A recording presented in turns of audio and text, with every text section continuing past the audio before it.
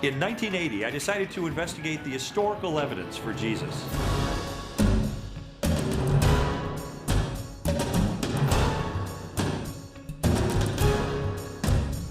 After 21 months of research, I came to the conclusion that Jesus is the unique Son of God and that Christianity is true.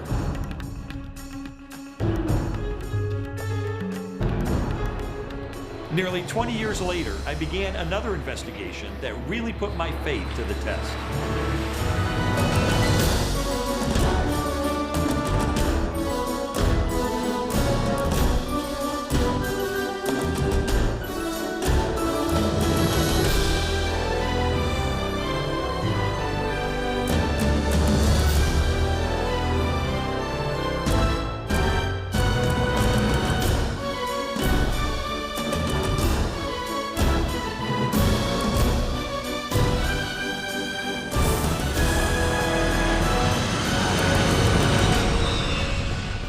After I became a Christian in 1981, I realized pretty quickly that even though this was the most important decision I'd ever made, it was only the first step in a long spiritual journey. I mean, I was excited about my new faith, and I had this picture of it just growing progressively stronger and stronger. But I discovered that the Christian life isn't always a smooth road.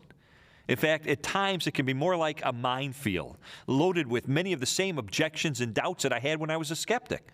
And these doubts are inevitable. I mean, to some degree, we're all going to have them. The question is, how will they affect us when they hit?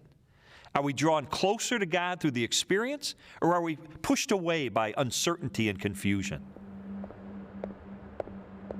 Many years ago, I came across the story of a prominent Christian leader whose confrontation with doubt dramatically changed his life. His name was Charles Templeton. On March 18, 1946, Charles Templeton, a pastor from Toronto, Canada, and his close friend, William Franklin Billy Graham, boarded a plane for London, England, and a historic series of Christian meetings.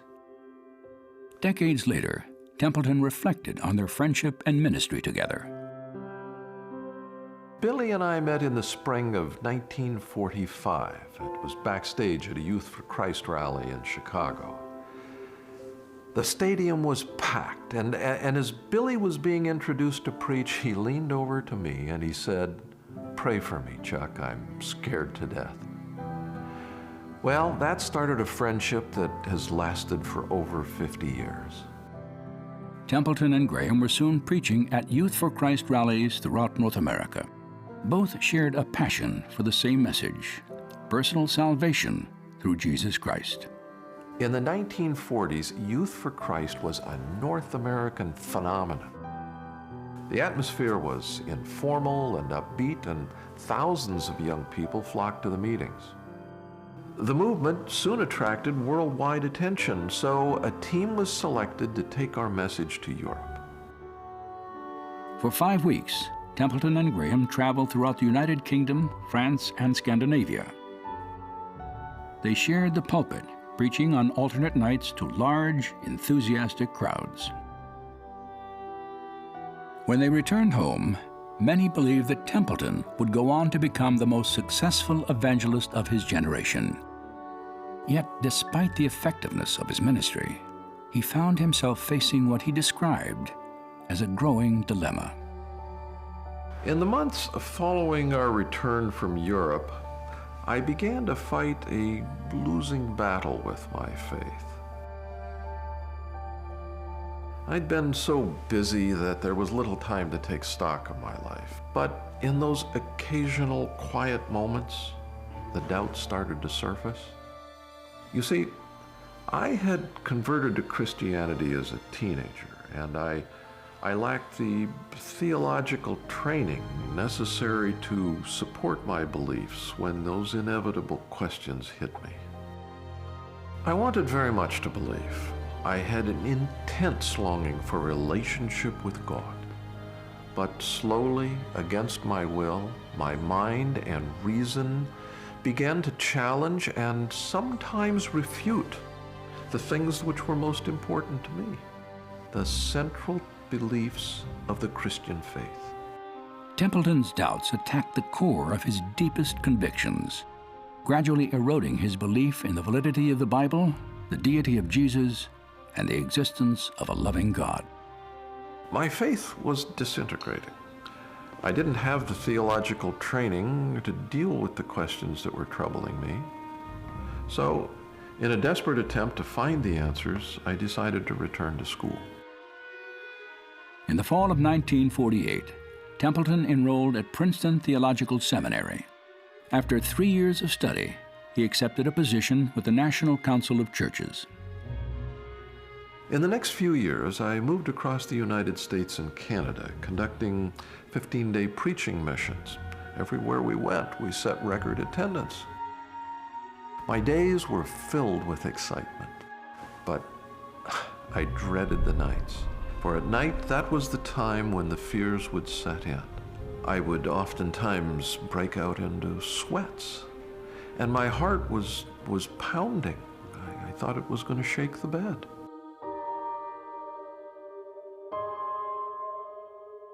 I had to ask myself, what right do I have to stand before thousands of people and try to convince them of something that I no longer believe?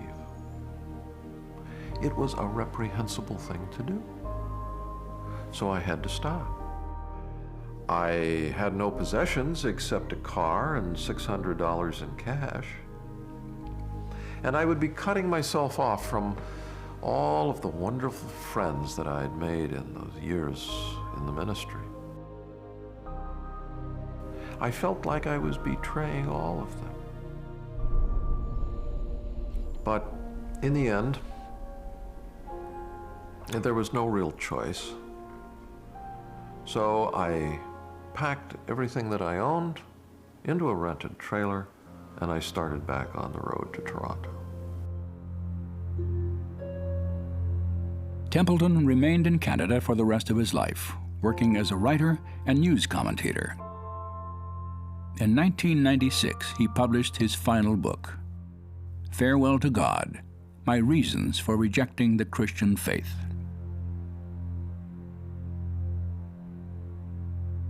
What happened to Charles Templeton? Why did he abandon the faith that had once been the cornerstone of his life? I was fascinated by his story, so in 1999 I called him at his home in Toronto. I remember that he answered the phone with his very rich, deliberate voice. I told him that I was a writer and I wanted to interview him about the reasons he had for rejecting God. And he said, well, I'm not doing very well physically, but yes, if you'd like to come up to Canada, I'd be glad to talk with you. So I was on my way the very next morning. When I met him at his apartment, he looked weak and frail. At first, I didn't think he'd have the strength to talk for more than a few minutes, but he insisted that I stay. He was very cordial, very kind, and I liked him immediately. I could sense that his mind was sharp, and he really wanted to tell me his story. He reminisced for a while about his years in the ministry and his friendship with Billy Graham. It was obvious to me that their relationship was still very important to him. And then, after a few minutes, he turned the conversation to his reasons for rejecting Christianity. He described several common objections, and he had a long list. But a couple of things really stood out. He looked me right in the eye and asked two rhetorical questions. In a world with thousands of religions and gods, why is Jesus the only way to salvation? Are we actually supposed to believe that only the Christians have it right? And then, with even more intensity, he asked, how could a loving God, the God of the Bible, create a world filled with evil and suffering? He wasn't looking for a response. He just wanted me to understand these issues that had troubled him for almost 50 years. We talked for another hour, and then I said goodbye. As I drove back to Chicago, I thought about his story all the way home. He was on his way to becoming one of the greatest evangelists of the 20th century, but his faith was destroyed by doubts that I'd struggled with myself.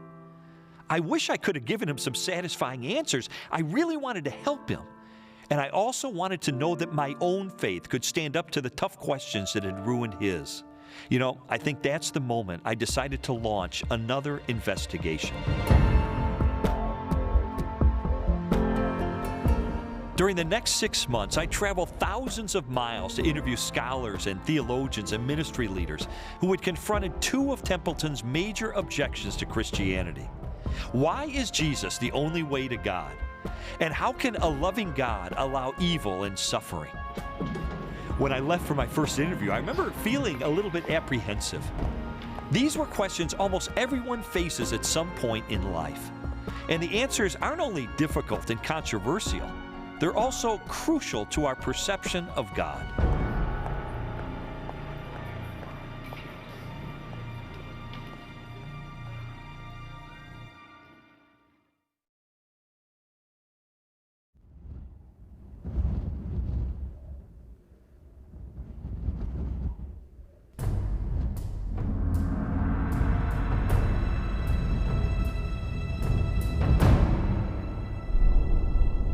Are we to believe only Christians are right? After all, Christians have the audacity to say that there is only one God, theirs, and that the gods of every other people on earth are spurious. The Apostle Paul stated bluntly, "There is no other name under heaven given among men by which you may be saved, for there is salvation in no other." Such an insufferable presumption. Charles Templeton wasn't the only one who felt that Christians were narrow-minded and wrong to believe that Jesus is the Son of God. When I was an atheist, I'd often get angry about what seemed to me to be blatant arrogance. Who do Christians think they are? Why can they judge everyone else? Well, today my perspective has changed, but this idea of there being only one way to God is still one of the biggest obstacles to Christianity.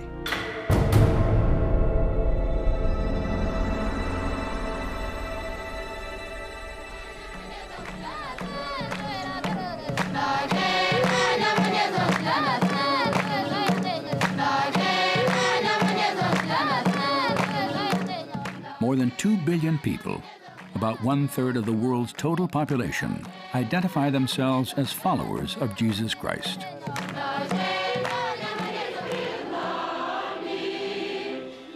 At the center of their faith is the controversial and remarkable claim Jesus made the week before his crucifixion. "I am the way, the truth, and the life. No one comes to the Father but through me." I am the way, the truth, and the life. What was he saying? He really was saying there's only one way to the Father. No man comes to the Father but through me. Now, he doesn't say this in a vacuum. It isn't like this is something he just dreamt up there at the Last Supper. This is something that he's been saying in many different ways all the way through his ministry. The truth of the matter is that before Jesus came along, no one was claiming to be the exclusive manifestation of God on earth.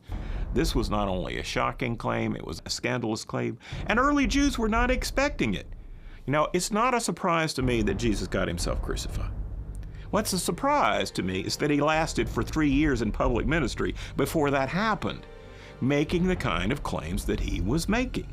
It's certainly a difficult thing to bring up in polite society that Jesus might be the only way to God. It can bring up rancor and it can bring up bad feelings. But at the end of the day, the question is that true?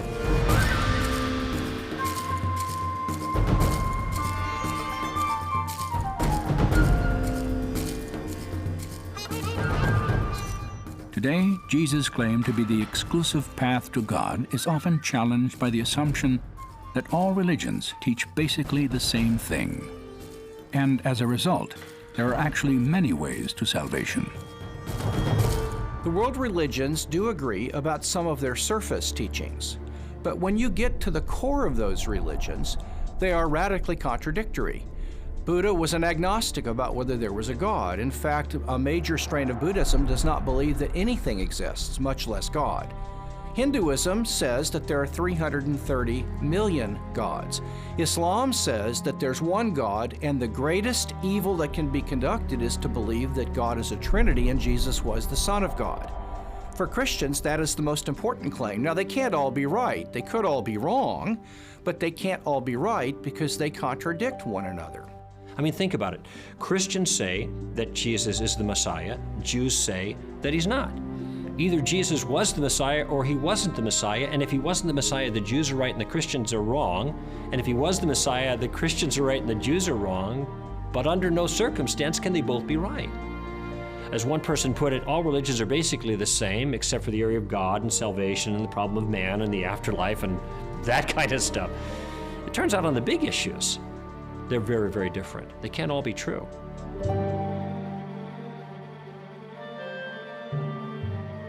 While the theological differences between the world's major religions are glaring, individual believers, be they Muslim, Christian, Hindu, Buddhist, or Jew, share a universal need.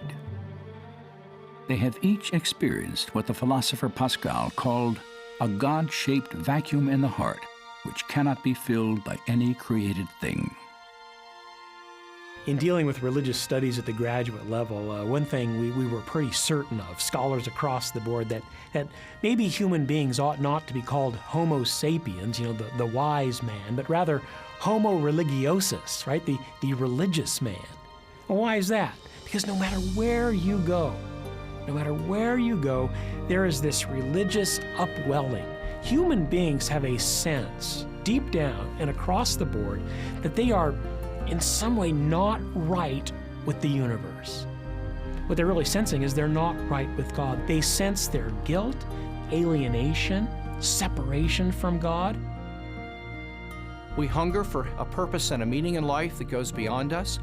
We need empowerment to live the kind of life we know we should, but we can't on our own. Jesus' identification of these problems and his solution to them is more profound than any other religion. This is why Christianity makes so much sense, because it offers a solution to the genuine problem. And it doesn't sugarcoat it, it doesn't candy coat it, it doesn't look past the real problem. It identifies it for what it is.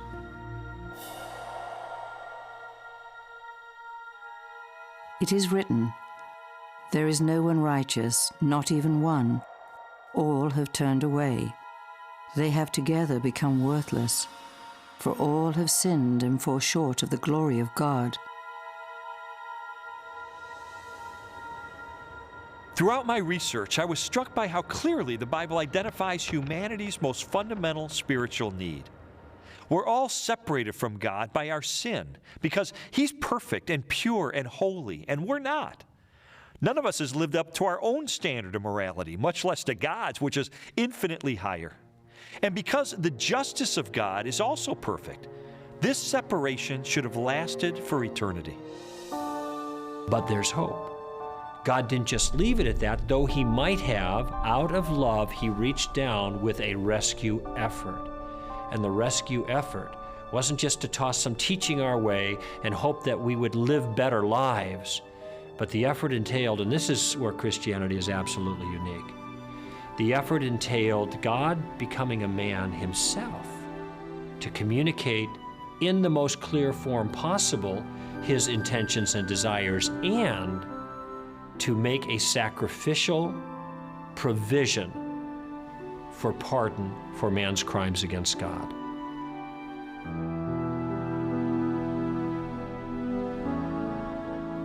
Jesus is the one mediator between God and human beings that can be man standing in the presence of God and can be God standing in the presence of human beings. He's the only God-man. He's the only God-man who can fulfill that role of bringing rapprochement, reconciliation, healing to the broken and severed relationship between God and human beings.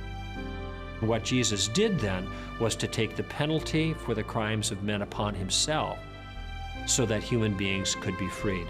He took the rap for their crimes against God. Not only does God come down to reach out to man, but He gives him a free pardon of his crimes. The solution to the problem is not in making man better. Okay, let's make up for past deeds gone bad. Now that isn't going to work. The solution is grace. You were dead in your trespasses and sins, but God, who is rich in mercy, made us alive with Christ. For it is by grace you have been saved through faith, And this, not from yourselves, it is the gift of God, not by works, so that no one can boast.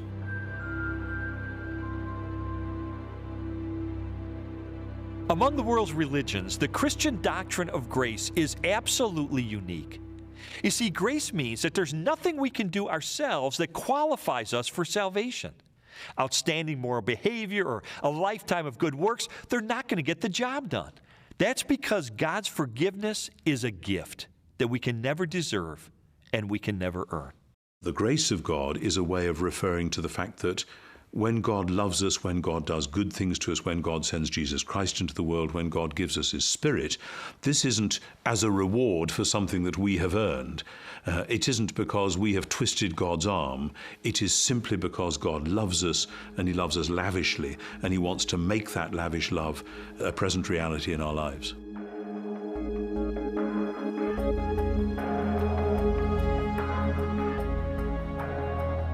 God is not looking down at the world at different religious clubs, the Muslim club, the Christian club, the Jewish club, the Hindu club, and He's not saying, you know, I like the Christian club better. To hell with the rest of you, quite literally. No, He's looking down at humanity, who is desperately wicked compared to His standards, who desperately needs to be rescued. And He offers a pardon, and He gives people an opportunity to either accept it or reject it. And this is why Jesus is the only way. Because He's the only one who solved the problem. Suppose God knew that there was only one necessary and sufficient means to take care of the human dilemma. That would be sending His only begotten Son. Well, if there's only one sufficient means, please don't send me the pretenders. And if there's only one necessary means, we don't need any other ones. Why would God want to send 1,500 avatars or savior figures, none of which can completely do the job? What's the point of that when He can send His Son and it's accomplished in one person at one time through one set of events once for all? And that's the essence of why Jesus is the only way. He's the only sufficient and necessary means by which we may be saved.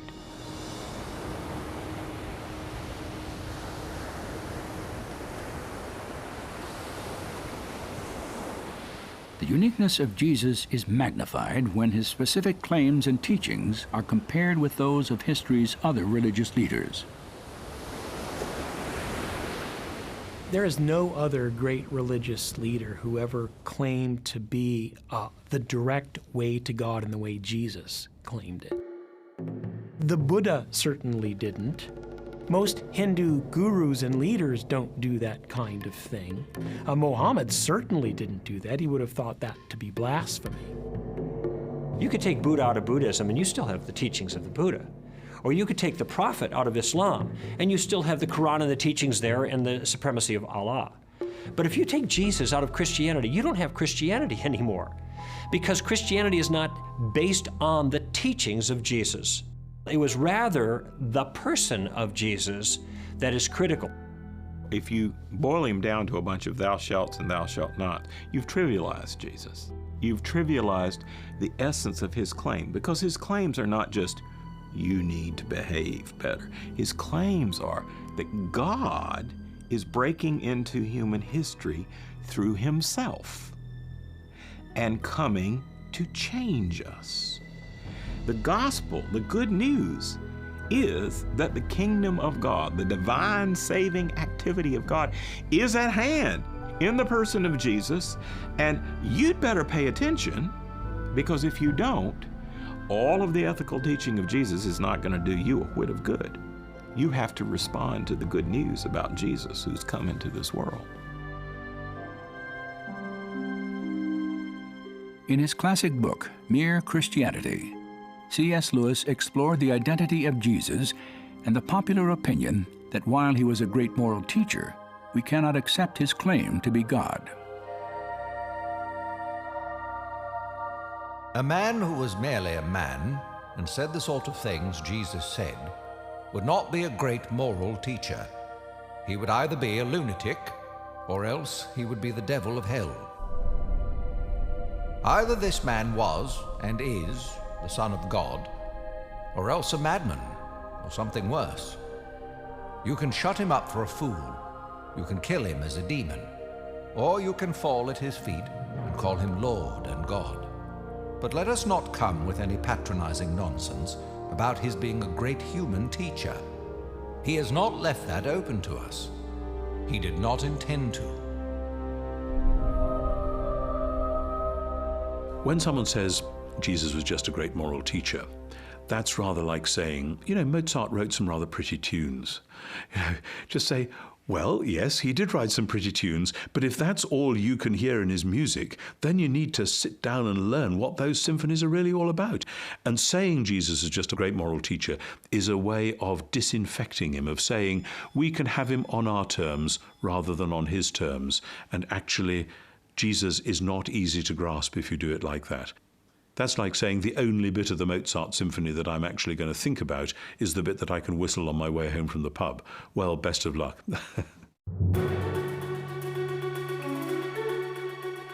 Strobel's investigation also drew him back to the historical evidence he had first examined as an atheist. Ancient documents and biographies that confirmed the events of Jesus' life and the claims he made to deity. The 4 New Testament Gospels leave no doubt that Jesus believed he was the only way to God. So the issue is, can we believe Jesus? This is where his credentials become so important.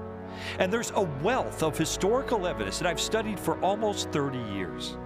We've got older documentation and earlier eyewitness accounts of Jesus' life than we have for any other religious leader of antiquity. In addition, we have hundreds of years of scholarship that upholds the validity of the Gospels. Unlike anyone else in history, Jesus fulfilled dozens of prophecies, including the location of his birth, key events of his ministry, and the details of his execution. And each of these prophecies was first written in the Hebrew Scriptures centuries before he was born. Jesus also performed miracles, often in front of his enemies and skeptics, that demonstrated his supernatural power over nature, disease, and death. And if all that wasn't enough, he was resurrected from the dead in an historical event that was confirmed by more than 500 witnesses. You have to remember that the early followers of Jesus gave their lives, they went to martyrs' deaths, not because of sincere belief they held, and about which they could be sincerely wrong. No, they went to martyrs' deaths because something they actually saw with their own eyes and touched with their own hands. They saw Jesus risen from the dead after he was executed on the cross. If Christ has not been raised, then all our preaching is useless and your faith is useless. And we apostles would all be lying about God. For we have said that God raised Christ from the grave. The Apostle Paul, who was an eyewitness of the resurrected Jesus, felt very secure to say, guess what, guys? If Jesus did not actually come back from the dead in real time and space, our faith is worthless. You see, that sets Christianity up to be testable. You can actually investigate it at that point to find out whether it's true or not. You can offer evidence. You can offer reason. I've studied the resurrection, as you know, very intensively, and I've written about it. And the more I look at the resurrection of Jesus, the more, A, I'm absolutely convinced it happened as a reality within our own space-time world. And B, it is utterly unique. Nobody else has led the way through death and out the other side. Christianity is based from the beginning on the fact of the resurrection, and that's what I've staked my life on. After considering the historical evidence for Jesus' life and resurrection, along with insights of New Testament theology, I was convinced that Jesus is the only way to God. But what about people like my friend Charles Templeton? Those who feel that Christians are arrogant to believe that this is true. What could I say to them? Now, of course, some people will always say it's arrogant because that is an easy charge, especially because some Christians behave arrogantly. They really do. The thing about arrogance, though, it's so silly, because if, as Paul says, everything we have is a gift of grace, we haven't got anything to be arrogant about. It isn't that we've got it all together. It's somewhere that God's got it all together, and we are privileged to be called to be a little part of that.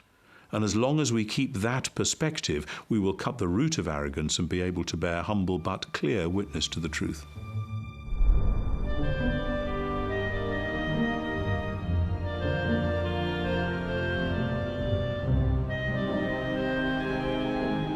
Christianity has been defined as one beggar telling another beggar where to find bread, and I think that's a wonderful illustration. We were sinners living in rebellion against God, and we found forgiveness and grace through Jesus Christ, and we just want to pass this truth on to the rest of the world.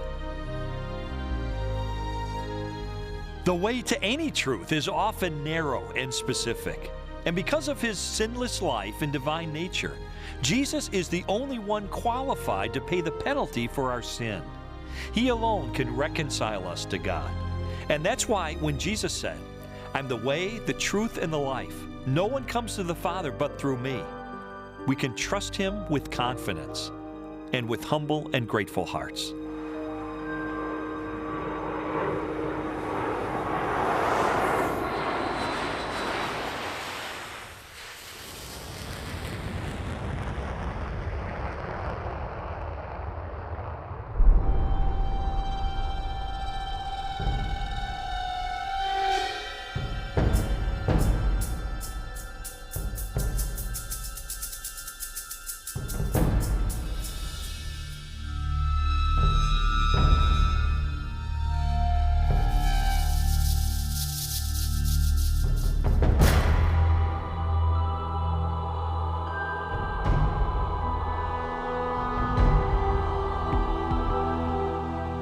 What has been called the problem of evil has puzzled men and women of every generation. Why, in a world created by a loving and omnipotent God, are suffering, disease, and death inevitable facts? You see, a loving God could not possibly be the author of the horrors that continue every day and will continue as long as life exists.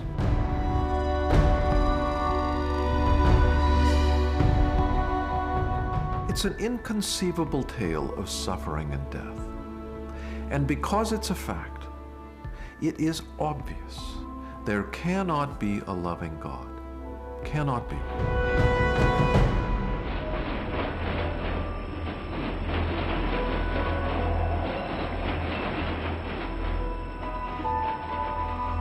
Early in my career as a journalist, I covered a lot of stories involving people who were living in extreme poverty and horrible conditions, or who'd been the victims of crime or terrible accidents. So I saw a lot of pain and suffering firsthand, and this became an issue that really resonated with me. Later, during my investigation, I commissioned a study that asked a cross-section of Americans, if you could ask God any one question and you knew he'd give you an answer, what would you ask? By far, the most common response was, how could there be a loving God with so much pain and suffering in the world? So I knew that this was the number one objection to the Christian faith.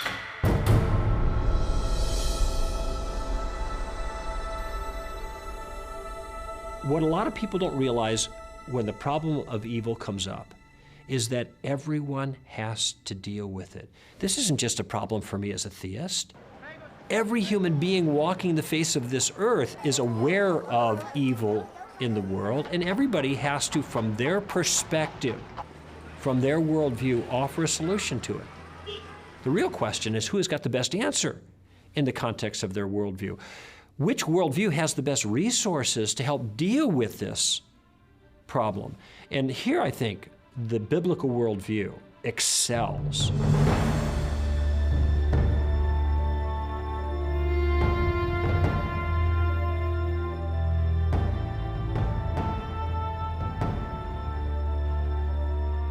To understand the biblical view of evil and suffering, we must first consider an apparent contradiction in 5 core beliefs of Judeo-Christian theology.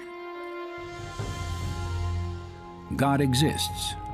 God is all good. God is all-knowing. God is all-powerful. And there is evil in the world. It appears that there's a conflict between God's goodness and God's power. If he was good, he'd want to get rid of all evil in the world, and if he is powerful, he'd be able to, but evil exists, and therefore he's either not good or he's not powerful. That's a pretty good argument, and I think the only way of answering it is to show that the terms are ambiguous. We don't fully understand what God or good or all-powerful or all-wise mean. We partly understand them. So we have to make some distinctions. Yours, O Lord, is the greatness and the power and the glory and the majesty and the splendor. For everything in heaven and earth is yours. You are exalted as head over all. There's a lot of confusion about what it means to say God is all-powerful. Many people think that means God can do anything. But the Bible is very clear that there are a lot of things God can't do. For example, the Bible teaches that God cannot swear by a name greater than himself. The Bible teaches that God cannot lie. It isn't that God just chooses not to lie, it's that he can't lie. C.S. Lewis once said, "Can a mortal ask questions that God finds unanswerable?" And he said, yeah, quite easily. Is yellow square or round? And how many hours are there in a mile? And if you extend that a bit, yes, God can't make a square circle. So there are all sorts of things that God can't do because they'd be illogical or nonsensical. So when we talk about God being omnipotent, what we mean is God can do anything power can do, but we don't mean God can violate the laws of logic and do something contradictory. God's power and the existence of evil are prevailing themes in the opening chapters of Genesis. In the beginning, God created the heavens and the earth. And God saw all that he had made, and it was very good.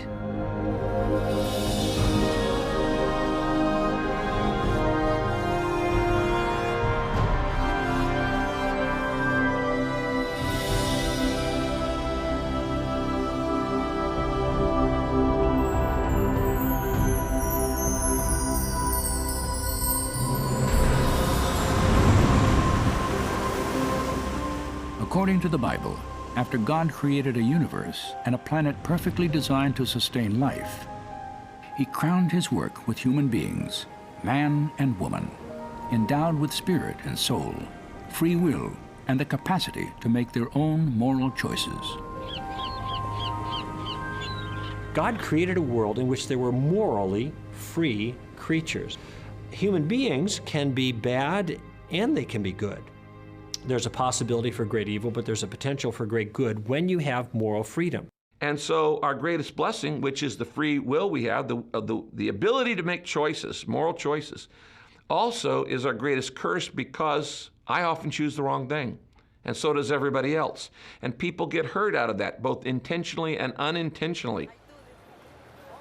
If God creates human beings with the power of free choice, he may foreknow what they're going to do, but he can't determine what they're going to do. Otherwise, they're not really free. And evil entered the world when people freely chose to withhold doing the right thing and instead did the wrong thing. It appears an airplane crashed into the World Trade Center. The World Trade Center, tower number 1, is on fire. The whole outside of the building, there was just a huge explosion. The World Trade Center's collapsed. Building 2 has collapsed. The sheer magnitude of evil and suffering in the world can be overwhelming. And while searching for answers, some have argued that because God created humans with free will, then he's ultimately responsible for evil. It's even been suggested that God created evil. But from a biblical perspective, is that even possible? No, because evil is not a thing. Everything God creates is good. God created the world good, just as it was supposed to be. But human freedom then was used in such a way as to diminish goodness in the world, and that diminution, that lack, that missing goodness, that is what we call evil. So evil is a lack of goodness. It is goodness spoiled. You could have good without evil, but you can't have evil without good. And so evil was not a direct creation of God. It was the result of humans exercising their freedom. So if it was the free will of human beings that actually caused evil, then I think it's reasonable to ask, why didn't God just create a world where moral freedom didn't exist in the first place? That way, evil and suffering wouldn't exist either. God could have made a world without evil by just taking away our free will to do it. It would have been very easy for him to just simply say, well, I'm going to make you all marionettes and we'll pull the strings and everybody prays 5 or 6 times a day and everybody does right. But God wanted a race of tested individuals who choose to love him. And you cannot love someone unless you have the choice to not love him.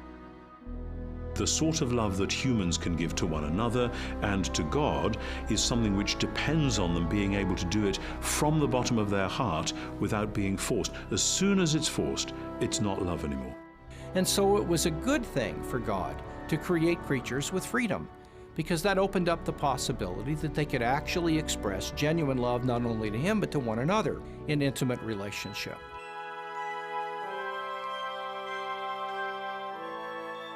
"1,600 years ago, St. Augustine wrote, "Since God is the highest good, he would not allow any evil to exist in his works unless his omnipotence and goodness were such as to bring good even out of evil."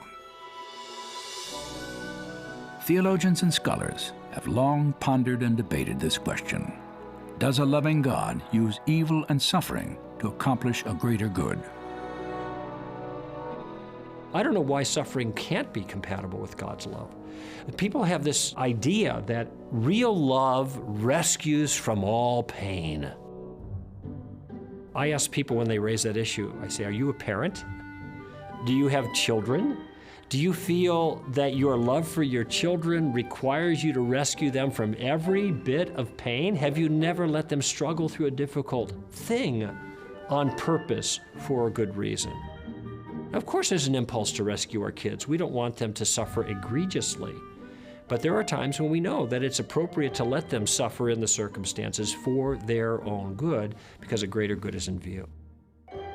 And we have clues in our own lives. I think almost all of us can look back at some suffering in our past life and say, while I was in this, I didn't understand why God allowed it.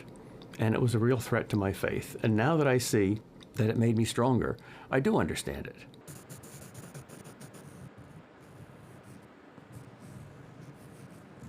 For more than 40 years, the lessons and struggle of growth through suffering have played out daily in the life of Johnny Erickson Tada. In 1967, Johnny, a 17-year-old high school senior, severed her spinal cord in a diving accident, paralyzing her body from the shoulders down. When I was first injured, I imagined myself as a kind of a human guinea pig lying there on my striker frame. I was doing nothing but eating and breathing and sleeping and really just existing. And I thought in here, you know, most people out beyond these hospital walls are going to college, getting married, having children, going to work. And I'm just lying here sleeping, breathing, eating. And I realized, oh my goodness, upon my life, all the truths of the human race are going to be tested. Is there a God? Does he care? What's the purpose in life? And if there is no God, then why not have my girlfriend slit my wrist? Why not take my mother's sleeping pills? Why not end it all? I mean, who can face a life of total paralysis? And somewhere in there, in my anger and frustration, I realized life's got to be more than just getting born and growing old and then dying. There's got to be a God who cares. We're too significant. There must be meaning in all of this. I don't think I would have asked those larger-than-life questions were it not for my suffering.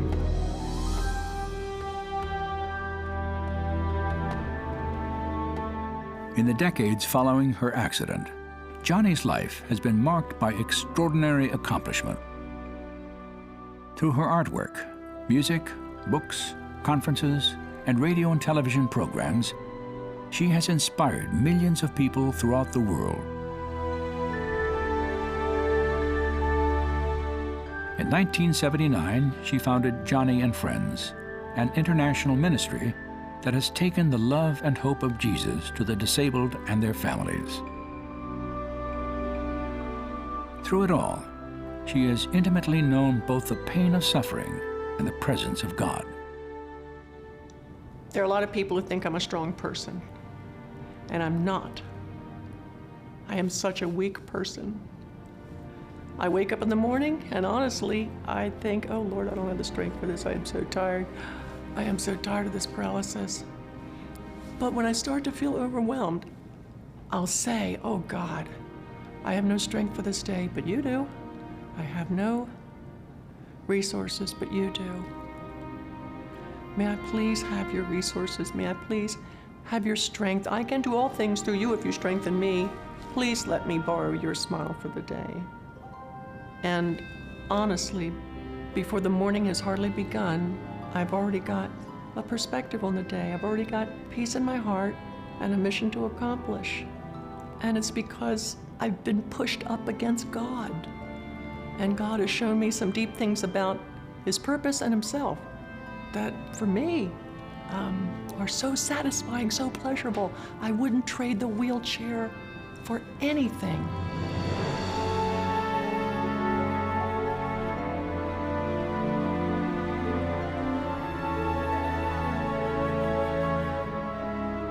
To ask why a good God would allow suffering is to ask why a good doctor would put a needle in the backside of an infant to inoculate him. The infant doesn't understand it. All he knows is that it's horribly painful.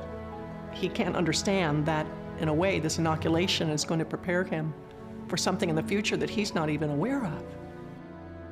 And in the same way, God is a God of intention. He's got a purpose and meaning. And everything He puts His hand to is brimming with intention and meaning. So we can rest assured that although the purposes for suffering might be hidden from us in this present life, His reasons are always wise, they're always specific, and they're always good.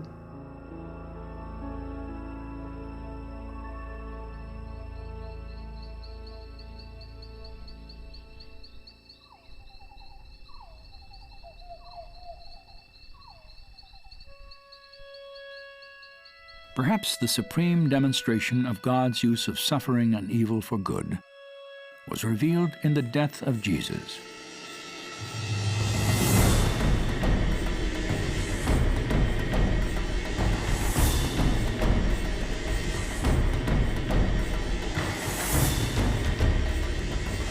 Crucifixion was invented a few centuries before Jesus. It is widely recognized as one of the most horrendous forms of death that any state could sanction against an individual. It was so horrific that Roman citizens were not permitted to be crucified. So it's no surprise that there is a build-up of the forces of evil, if you like, shrieking at Jesus, attacking Him, criticizing Him, until finally they nail Him to a cross.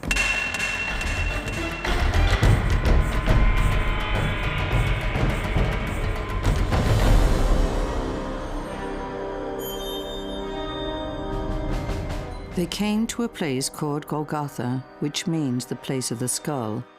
There, 2 robbers were crucified with Him, one on His right and one on His left. Those who passed by hurled insults at Him, shaking their heads and saying, "Save yourself. Come down from the cross if you are the Son of God."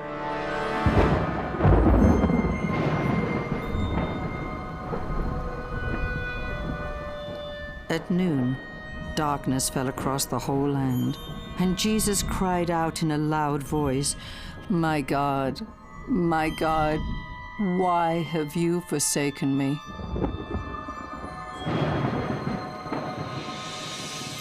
And He suffered, the Bible tells us, great emotional and spiritual agony because He experienced separation with His Father, and He experienced the actual sin of the world in His own conscious life and what it was like to feel and experience that evil and hurt.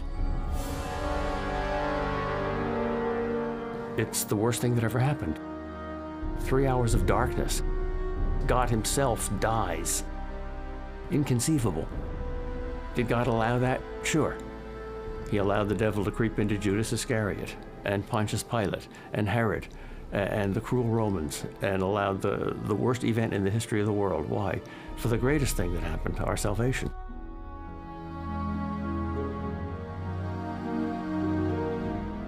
That injustice was redeemed by an all-wise, all-knowing, all-loving, all-powerful God. He could take those kinds of things and he can turn them in to the greatest goodness imaginable, the salvation that would be available only through him.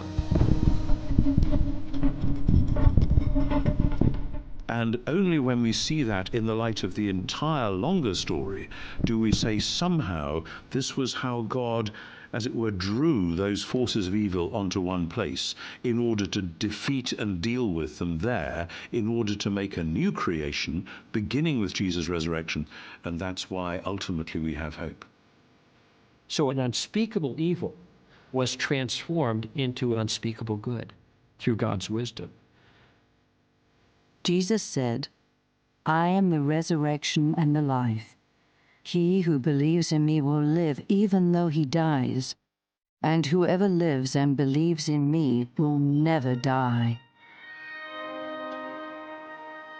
If it can happen on such a magnificent scale like that, if you can see in that one case how great evil can produce great good, if God lifts the curtain just a little bit so you can see behind the scenes there, it's at least possible to believe that that principle is at work everywhere.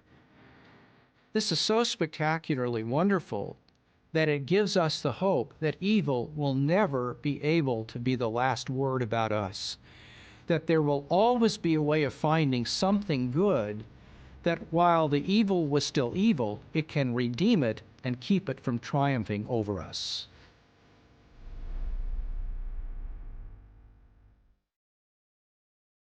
And Jesus answered, "I have told you these things, so that in me you may have peace. In this world you will have trouble, but take heart. I have overcome the world." That's a powerful statement.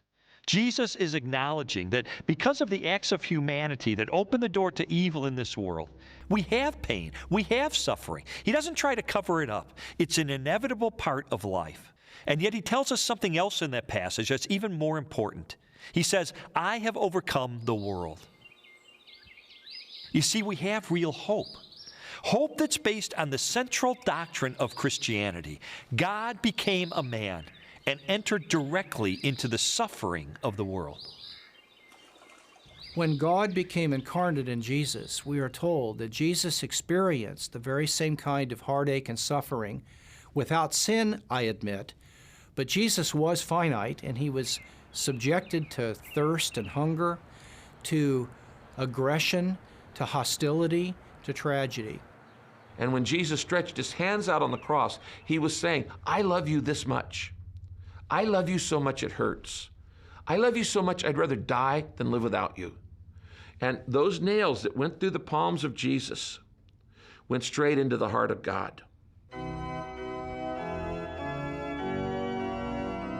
There's a wonderful hymn which we sometimes sing, which has a line, "And when human hearts are breaking under sorrow's iron rod, then they find that self-same aching deep within the heart of God." And that's a wonderful sense. God in Christ has been here. He has taken it. He knows what it's like. He is not unable to sympathize. He is on all fours with us. I mean, Jesus was the most God-forsaken man who ever lived, so that he might in turn tell us, "I'll never leave you. I'll never forsake you." That tells me God feels, he empathizes, he cares about my pains. He felt the sting in his chest first, and that encourages me when I hurt.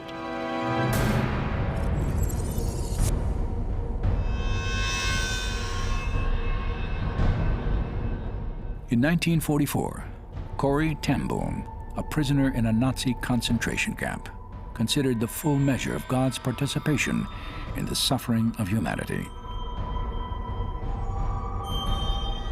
While clinging to life in the shadow of ultimate evil, she concluded, "There is no pit so deep that the love of God is not deeper still." There's a famous passage in Elie Wiesel's book, Night, where he recalls being in a concentration camp and seeing a line of people being hanged, and a little boy is one of the people being hanged, and he's so light that he doesn't die immediately because his neck doesn't break, and he's dangling there half dead and half alive, and the crowd are being forced to watch this, and somebody suddenly says, "Where is God? Where is God?" And somebody else says, "There he is, he's hanging from that noose." That's the answer to the question that's often asked: where was God in Auschwitz? Where was God in Darfur? He was there. He was in the gas chambers.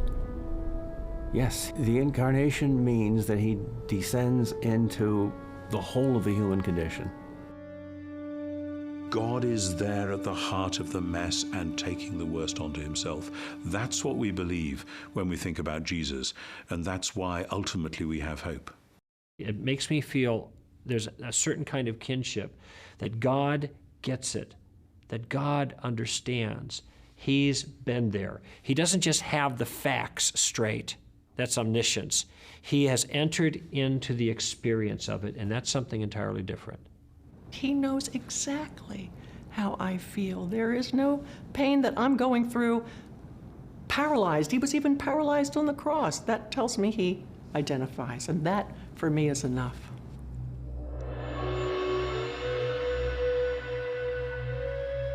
The Christian response to the problem of evil and suffering was perhaps best summarized by the Apostle Paul. 2 decades after Jesus' death and resurrection, Paul described the persecution Christians endured and the hope that sustained them as they preached the gospel throughout the first-century Roman world. We are afflicted in every way but not crushed, perplexed but not despairing, persecuted but not forsaken, struck down but not destroyed. Therefore, we do not lose heart, but though our outer man is decaying, yet our inner man is being renewed day by day. For momentary light affliction is producing for us an eternal weight of glory far beyond all comparison. He refers to these things as momentary light affliction. What, Paul, are you crazy? Momentary light affliction? Well, we understand when we read further, because he goes on to explain that these are momentary light afflictions in comparison to something else, because these afflictions, and he's very particular about his words, are producing for us an eternal weight of glory beyond all comparison. And you see, there's this subtle theme through the New Testament that helps us understand this problem of evil as followers of Christ, that God can cause all these things to work for good in our lives because we love him, we're called according to his purpose. And these have a transforming impact on us so that when we get to heaven, we are actually different people than we would have been if we had not gone through these things. These momentary light afflictions are producing for us the eternal weight of glory. If you only lived this life 80 and then you died and that was the end of it, the kind of hostilities and hurts that we have in this life would be writ large. Their significance would be stunning indeed. But from the vantage point of life forever with God in heaven, the harms and hurts that happen to us in this life, though still real and still important, are shown to be so insignificant compared to the glories and the joys we're going to experience in the afterlife, that from the vantage point of that perspective, they are well worth it.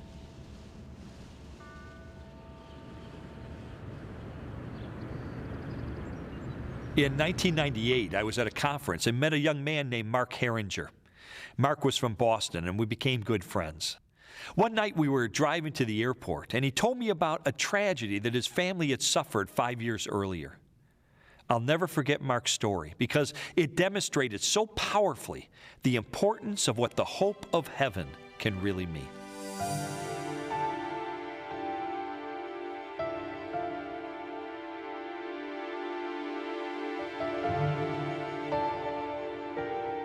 It was January 16th of 1993. In Boston, it snows a lot, and so you're shoveling your driveway constantly. We had gone to the supermarket that morning, and while we were at the supermarket, it was actually snowing.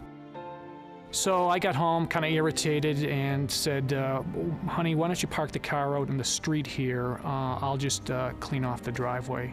And our 2 kids were with us, our son, 3 years old, and our daughter, Lauren, who was 18 months old.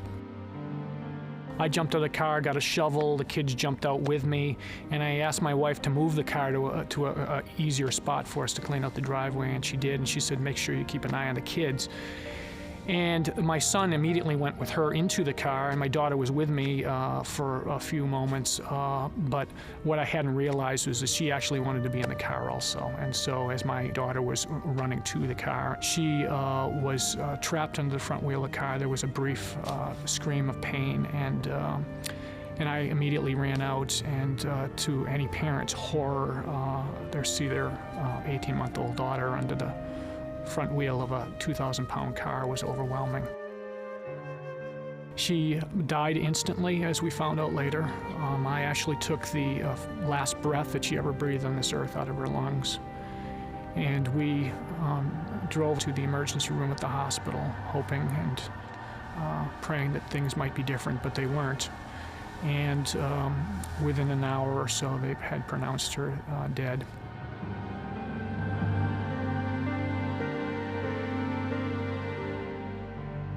I was very angry at God. I didn't know why he would choose me. And my mind would race and think, what is this all about? Where am I going? What does this all mean? Do I take my life? Do I go through a divorce? We had a 97% failure rate within the first 2 years when there's a death of a child and the parental involvement. What would that mean? Would that bring some closure to that? What would be a life of anger and despair at God? Those options are not good ends. The struggle during our pain here was I had to make a decision. Am I going to accept or reject this situation that I'm in based on not knowing the end game, or not knowing all the answers? I was given a Bible, my very first Bible, on Christmas 3 weeks before the accident. And that Bible was to become the thing that kept me alive. There were drugs and various things that people gave us to try to calm us down during this difficult few weeks, but it was actually holding the Bible and reading it was the thing that actually comforted me the most. I actually slept with my Bible for about 9 months every night. What I was struggling for was the reality of Jesus, the reality of somebody who knew suffering, who was going to be there, who had experienced this himself.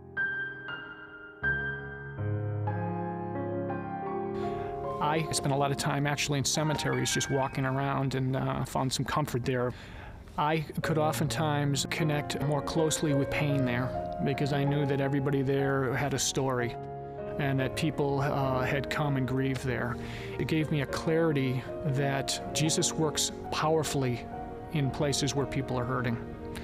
And so I found great comfort to just be quiet and listen to him there. And so sometimes I would just go around and read the stone markers and pray for the various families. And it actually turned from an internal thing where I was trying to get healing and hope to a place where I would actually intercede for others. And that was a shift that occurred where God began to do a work that my healing was going to be more complete in helping others. We had 5 neighbors who lived next to us, directly next to us when the accident happened. And within 5 years, 3 whole families of those households came to know Christ personally. And when I think back on where we were and how God used that, I said, that doesn't make it all right. That doesn't make it good. That doesn't make my pain go away. But it does tell me that God is bringing some good out of this, that there'll be some eternal good that comes out of her life and death. Your answer at this tough time is you are naked, you are stripped down raw. You have to make a decision. Which road are you going to take? Where are you going to go in your faith? And I think evil and suffering drive us to those points where we have to make those naked decisions. We have to make those raw decisions that give us nowhere out, nothing to hold on to. We're just there before Him. And that's what real faith, I think, is. Not knowing the future, but understanding enough now to make a decision that will change the future in our lives. If I look at it through my own experience, I think I would drive it to the point to say that God is in control of all things, and nothing is beyond His reach, nothing is beyond His ability to control. The joy is knowing that this is just temporary, that there's something much more. The eternal perspective changes things because it takes the focus off of my experience now and puts it in a different level, a different realm. The Bible says heaven will be a place where there's no more tears or pain or crying or death. Okay, so if that's true, then the hope is that these things will be resolved and that we'll understand, or we'll have more clarity that we don't have now.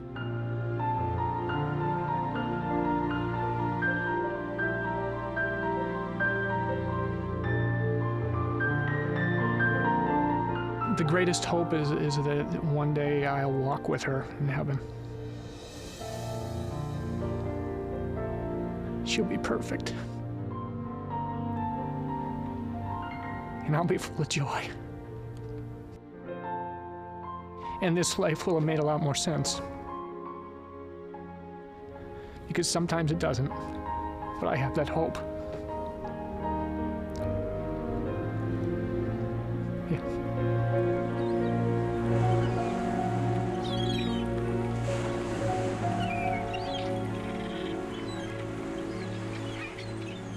Philosopher and atheist Bertrand Russell once said, "No one can sit at the bedside of a dying child and still believe in God." Now, on the surface, that sounds like a pretty strong argument against the existence of a loving God. But as Christian philosopher William Lane Craig has pointed out, what is Russell going to say when he's kneeling at the bed of the dying child? Too bad? I'm sorry? That's the way it goes? You see, as an atheist, Russell has nothing else to offer, because if there is no God, then we're all trapped in a world filled with senseless and unredeemable suffering, with absolutely no hope of deliverance from evil. But for the Christian, God does exist. Evil and suffering can result in a greater good, and there is hope and meaning for the future, because life doesn't end in the grave. No eye has seen, no ear has heard, and no mind has conceived what God has prepared for those who love Him. The Lord is not slow in keeping His promise, as some understand slowness. He is patient with you, not wanting anyone to perish, but for everyone to come to repentance.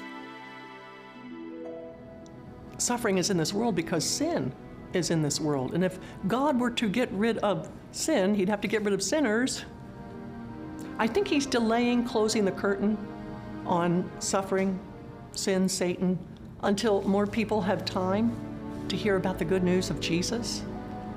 And if my being in this wheelchair a little bit longer provides the time and opportunity for others to come into the kingdom, then my wheelchair's worth it.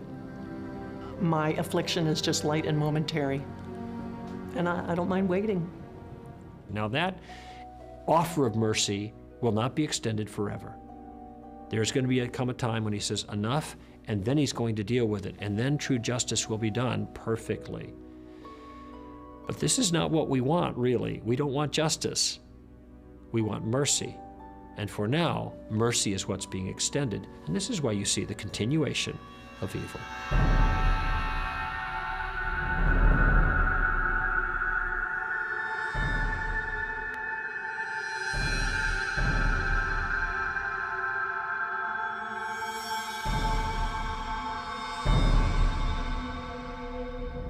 There is so much we don't know about evil, pain, and suffering that many times I think we're people groping in the dark trying to make sense out of it. But God gives us enough to see, to help us to keep on going, and to redeem the pain and suffering we have so it doesn't defeat us. If all I was looking at for the evidence of God was just the problem of evil, sure, I'd say, gee, that's a no-brainer. There is no God. He would never allow these kinds of things. But when I see all the other evidence in other areas for the existence of God and for a good God and a loving God, a God that cares about his creation, who's involved in his creation, well, then that helps put this particular question a little bit more into perspective. But I'll be the first one to admit it's emotionally difficult.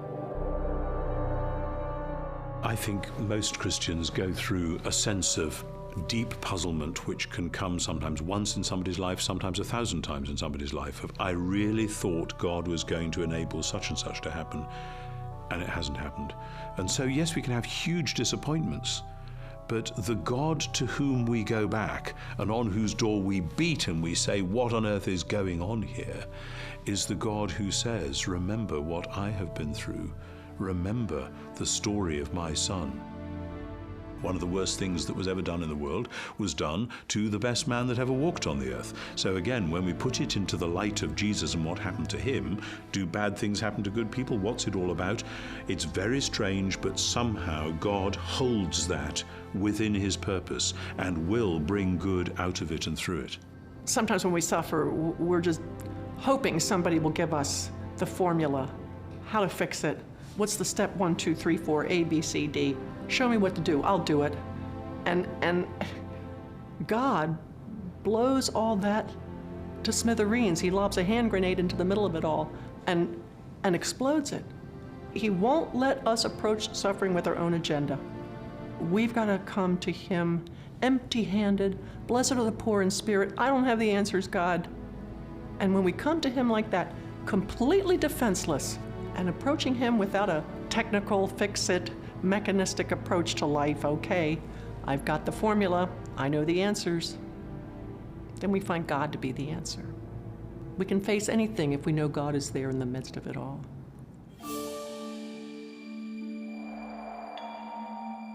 I examined the biblical view of evil and suffering for many months, and honestly, I think I could spend the rest of my life trying to understand it all. The questions can be brutally difficult, and the answers are not quick, and they're not easy. Is Christian theology a satisfying explanation for the suffering in the world? Yes, I believe it is. Does it always offer immediate and total comfort when we hurt? No, not always. But if we come to God in faith, I believe he gives us legitimate reasons for hope that can carry us through the most difficult circumstances of our lives.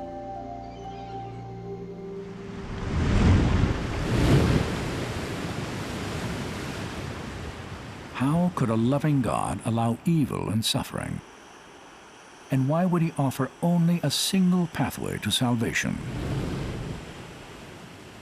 They are demanding questions of undeniable significance.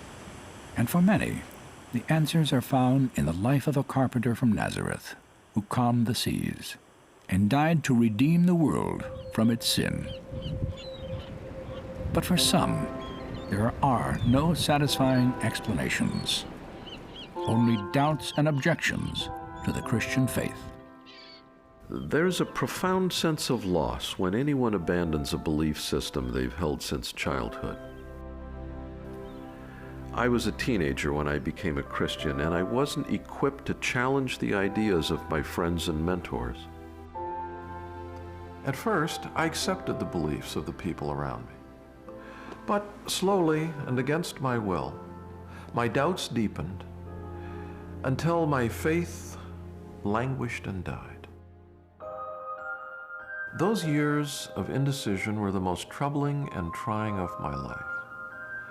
I found myself rethinking the story of Jesus of Nazareth, and for all its intrinsic fascination, it just wasn't the same. It was as if someone I loved had died. You grieve the loss because no one in history has touched the hearts of men and women the way Jesus did. He had the highest moral standard and the greatest compassion of any person I've ever heard of, and his wisdom was unsurpassed. Everything good and decent and pure that I know, I learned from Jesus. And if I may put it this way, I miss him.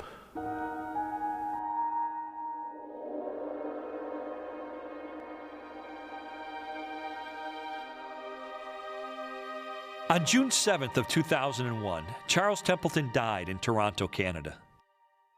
For me, the news brought back strong memories of his life and his struggle with Christianity, especially his objections to the existence of evil and Jesus' claim to be God. A year before his passing, I completed the manuscript of my book, The Case for Faith. I sent him a copy and included a letter wishing him well and encouraging him to keep an open mind toward the evidence for Jesus.